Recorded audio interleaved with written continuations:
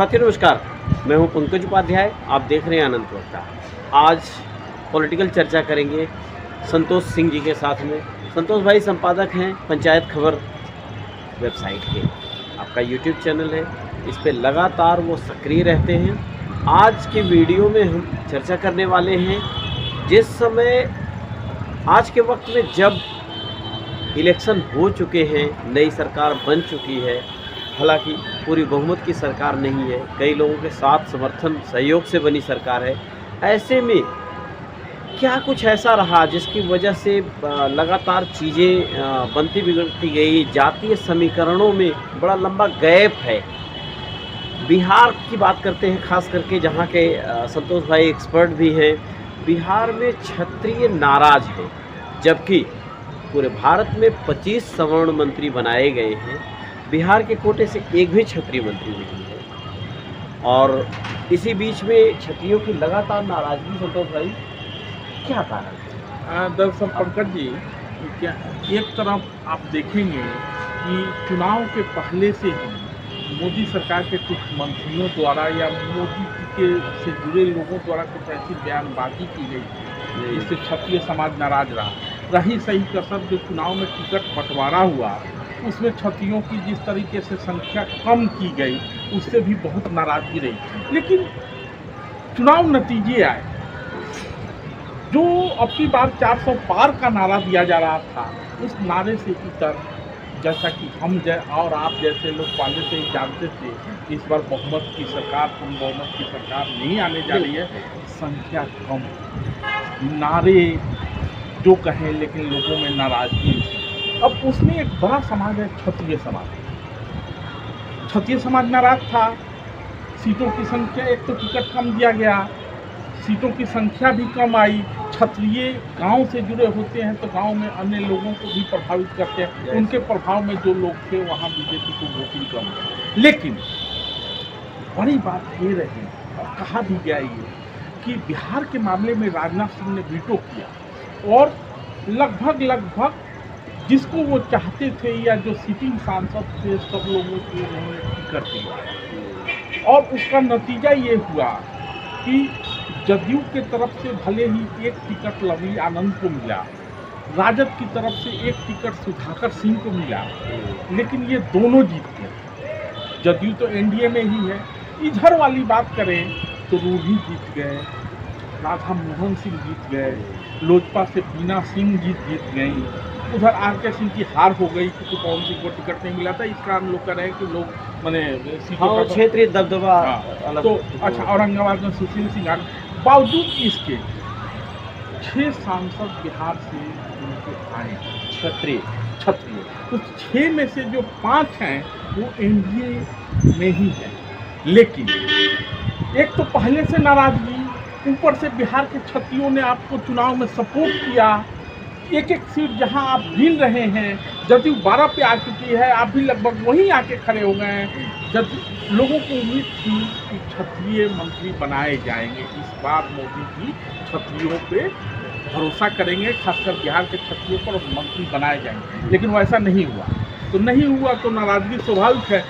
अच्छा, क्षत्रियों का क्या है, देखिए मैं लाग लपेट बोलता हूँ, ऐसा नहीं कि पीछे कुछ बोलूँ और कैमरे पे कुछ बोलूँ।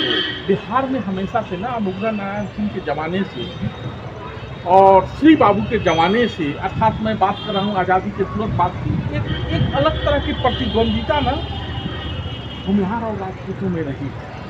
भूमिहारों को, ये राजपूतों को ये उम्मीद थी कि बिहार के पहले मुख्यमंत्री अनुग्रह बाबू बनेंगे, भूमिहारों की उम्मीद थी कि श्री बाबू बनेंगे। उस लड़ाई में श्री बाबू जीत गए और अनुग्रह बाबू बिहार कांग्रेस के अध्यक्ष रहे। अब वो एक स्वर्ण की बात तो ये लोग करते हैं, लेकिन दोनों के हित अलग अलग हैं, दोनों आपस में टकराते भी करते हैं। सीधा पायदान पैरेलल है, तो जाहिर सी बात है उसका असर पड़े। भूमिहार मंत्री बने थे बिहार से, इस अब क्षत्रियों को काटने का सरकार का क्या कारण हो सकता है, क्या वजह हो सकती है? सरकार तो चुनने के बाद बनती है, लेकिन बीजेपी ने क्यों क्षत्रियों को काटा, उसके पहले हम ये समझ लेते हैं कि जदयू कोटे से ललन सिंह जी मंत्री बनाए गए, बीजेपी कोटे से गिरिराज सिंह मंत्री बनाए गए हैं, दोनों कैबिनेट मंत्री। एक बच्चे विवेक ठाकुर, अर्थात बिहार में 3 भूमिहार जीत के आते हैं और 2 भूमिहार मंत्री बन जाते हैं। और जबकि 5 से 6 राजपूत जीत के आते हैं, 5 एनडीए से जीत के आते हैं, कोई मंत्री नहीं बनाया जाता।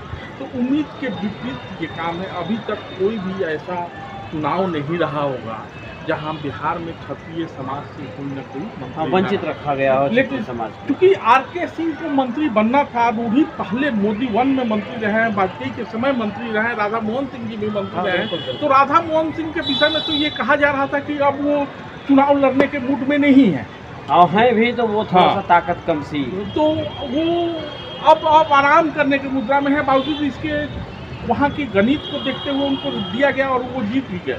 तो नाराजगी तो है, क्यों नहीं दिया गया ये तो अमित शाह बताएंगे या नरेंद्र मोदी बताएंगे या राजनाथ सिंह जी बताएंगे, जिनके विषय में ये कहा गया कि इन्होंने वीटो किया इसलिए बिहार में मिला। तो वो भी तो गया कहाँ फिर मंत्रिमंडल में, वो भी होना था। ये तो बड़ी बात है। ये सवर्णों में क्षत्रियों को नज़रअंदाज करना, भूमिहारों को, ब्राह्मणों को प्रतिनिधित्व देना, इसका असर क्या पड़ने वाला है? असर ये पड़ने वाला है कि बिहार में जो है ना, बिहार में विधानसभा चुनाव भी बहुत दूर नहीं है। क्योंकि मैं जैसा थोड़ी देर पहले आपको कह रहा था कि बिहार में कहीं न कहीं नीतीश कुमार के मन में ये खटखटाहट है कि मैं तीसरे नंबर की पार्टी हूँ। बिहार में भले ही वो मुख्यमंत्री हैं, लेकिन तीसरे नंबर की पार्टी है। तो नीतीश जी ये चाहते हैं कि जल्द से जल्द चुनाव करा लिया। अभी बिहार का चुनाव 1 साल देर है, लेकिन संभव है कि नीतीश जी के मन में ये चीज़ चल रहा है कि हरियाणा, झारखंड, महाराष्ट्र के साथ बिहार विधानसभा चुनाव भी। तो अगर अभी चुनाव हो जाता है तो उनको बहुत खामियाजा भुगतना पड़ेगा। क्योंकि इस बार लालू जी अपने बेटे को मुख्यमंत्री बनाने के लिए कहीं न कहीं क्षत्रियों पर जोड़ा डालेंगे, और क्षत्रिय लालू के पार्टी में पहले से क्षत्रियों का रहे भी हैं। जगदानंद सिंह हुआ करते थे, रघुवंत बाबू हुआ करते थे। लेकिन एक चीज़ है, अभी थोड़े दिन में पता चल जाएगा, क्योंकि बिहार में ना 2 राज्यसभा की सीटें खाली हुई हैं। एक विवेक ठाकुर राज्यसभा के मंत्री ये थे, सांसद बन गए, लोकसभा में आ गए। दूसरी बात, लालू की बेटी जो है मीसा भी सांसद बन गई।